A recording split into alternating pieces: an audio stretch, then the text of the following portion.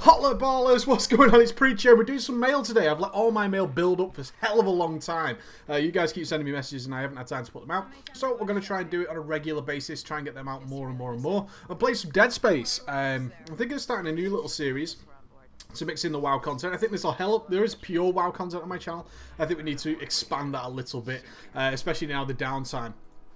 That is the end of Mr. Pandaria. We could do with a little break from WoW every now and again.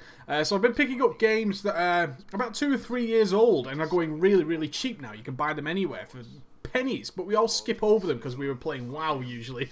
We ended up playing WoW forever and we missed them over. So I started off with Dead Space, a game I always wanted to play.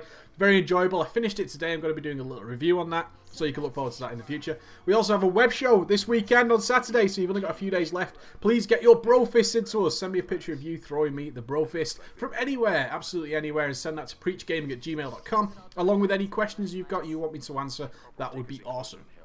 Our question first of all came from They See Me Barrel Rolling. That is the best name ever. When sifting through 50 emails of questions to answer, and I see a name that says They See Me Barrel Rolling, I am picking you all day, every day. Baller name. Preacher, not sure if you knew, but Blizzard is up for sale. What do you think will happen if someone purely money-minded buys it? And is it for sale because WoW is dying? Well, you are correct. First of all, Blizzard is up for sale, or Vivendi are trying to sell it. You might be thinking, who's Vivendi? Vivendi are the people who actually own Activision Blizzard. And it's not WoW that's up for sale or anything like that. It is Blizzard. They're trying to offload some of their bigger titles that they don't think will make as much money in the future. This includes Call of Duty. Call of Duty wants to go as well.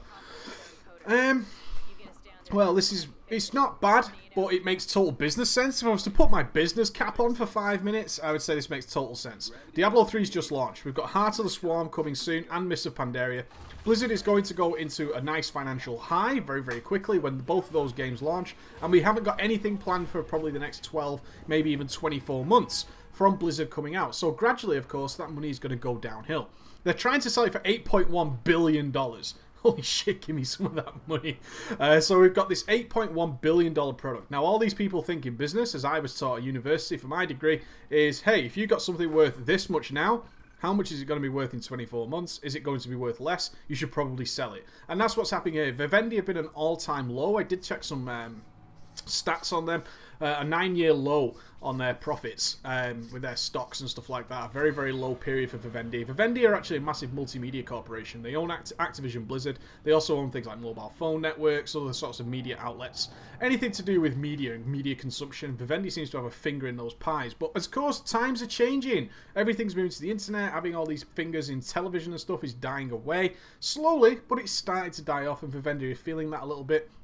So they've weighed up their options and said, well, you know, Activision Blizzard, which is obviously Call of Duty, World of Warcraft, Diablo 3, all those kind of things, aren't probably going to be worth as much soon, so we should sell it now.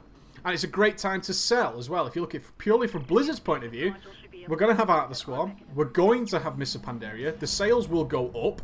That's a nice prospect. Let's get rid of it now, because pretty soon money's going to start to go away. As far as I can tell from all the media sources I checked, nobody's interested in actually buying it, which again actually makes sense because people read the times. They see Blizzard's going to release new games.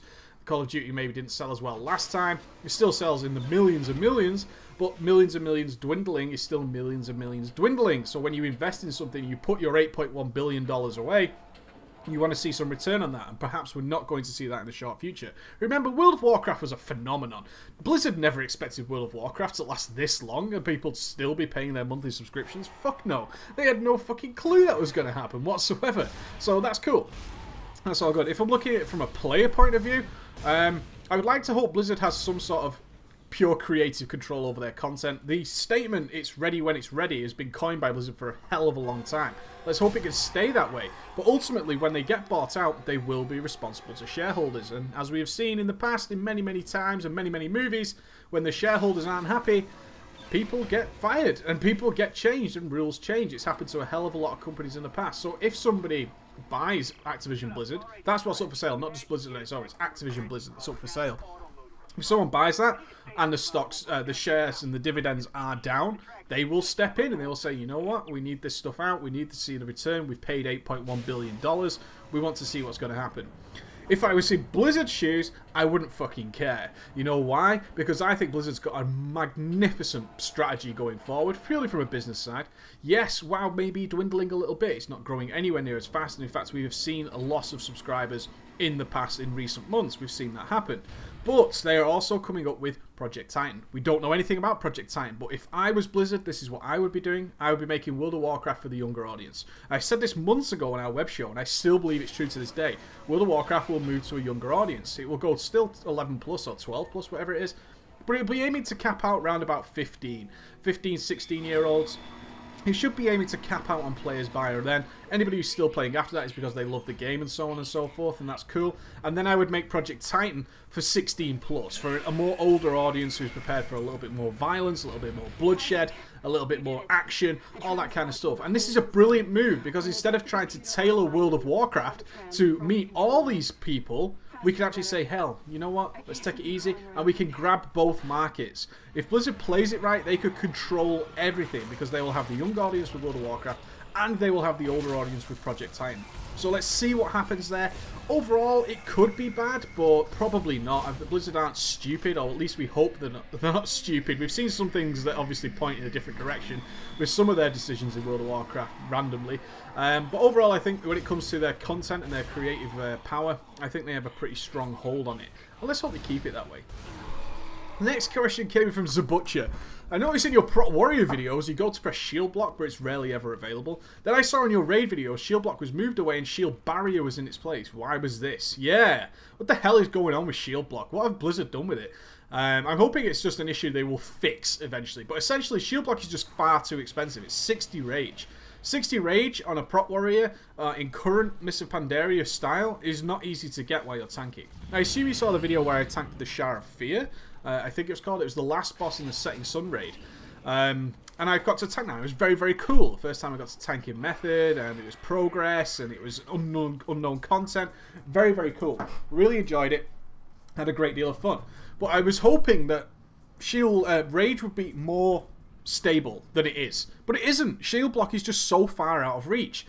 It's in essence, you need to press shield slam like 3 or 4 times and maybe a shout just to get the rage to cast a shield block, which is terrible for a defensive cooldown. It's really, really bad. When I need a defensive cooldown, I need it now, or I need it in a couple of seconds. I don't have that many global cooldowns and another global cooldown for a shout to prepare for a defensive cooldown. It's just not going to happen. So shield block is very unreliably out of range. If I notice a big situation coming, I've suddenly dropped low in health, a load of ads have spawned on progress, something along those lines, I need to shield block right now. And comparatively, shield barrier, costing 20 rage, has no restrictions on how many times you can press it, and is awesome because it also absorbs and doesn't just mitigate damage, it fully absorbs damage, which is incredible. So when you're using shield barrier and you've got a decent amount of rage, or you've got low rage, you can still press shield barrier while maintaining things like threat, which is very cool, and it absorbs magical and physical damage. Shield block can't say the same thing. Sure, it's a very powerful cooldown shield block, but compare it to a spammable absorb. If you look at the figures that I did for Shard of Fear, I was absorbing something like 5 or 6 million damage on that fight. It was insane. And there's some mechanics in various encounters that give you a hell of a lot of rage. And considering shield barrier doesn't come from anywhere else other than have you got 20 rage, you can spam it constantly. You can absolutely spam the hell out of it. So on one of the platforms in the Shard of Fear instance itself, you pick up a globe that gives you infinite rage, and he casts an ability called Shoot at you constantly, which hits for about 50 or 60k. I could just run around on that platform with aggro, collecting orbs and just pressing shield barrier repeatedly, taking very, very little damage whatsoever. And then when it comes to actually standard raid tanking, just spamming that absorb all the time, really powerful. Big magic attack coming, no worries, absorbs. I was seeing 120k absorbs. Considering it's based off your vengeance, really powerful cooldown. I hope Blizzard reevaluates shield block and just drops it to maybe 50 rage or 45. I don't care if its actual defensive ability is reduced slightly, as long as it's actually useful. Because at the moment, to me, it feels useless. It really does feel useless. And the other alternative to this is re-gemming and reforging to more offensive stats like hit and expertise to generate more rage to use shield block, which seems counterintuitive. We sacrifice defensive abilities in order to be in a position where we can use defensive abilities. Don't like that whatsoever. I really don't like it. I like shield block even if it had a cooldown. A minute cooldown, 45 seconds, whatever. But as long as when I need it, it's available. That's what I need in my defensive cooldowns. When I need it, it's available. It's not about just constantly smoothing out our damage. I gear to take smooth damage. But sometimes I need that defensive cooldown. And having shield block so far out of reach, whereas the other classes aren't having similar troubles. Ferals are doing really fine. They're getting tons of rage. Holy Paladins, of course, work off mana. They always have mana. And so on and so forth. It's just not the same thing. Shield block needs a little bit of a revaluation. But I am okay with that. I think that's fine. Alright, ballers, you have a good day. I'll speak to you next time.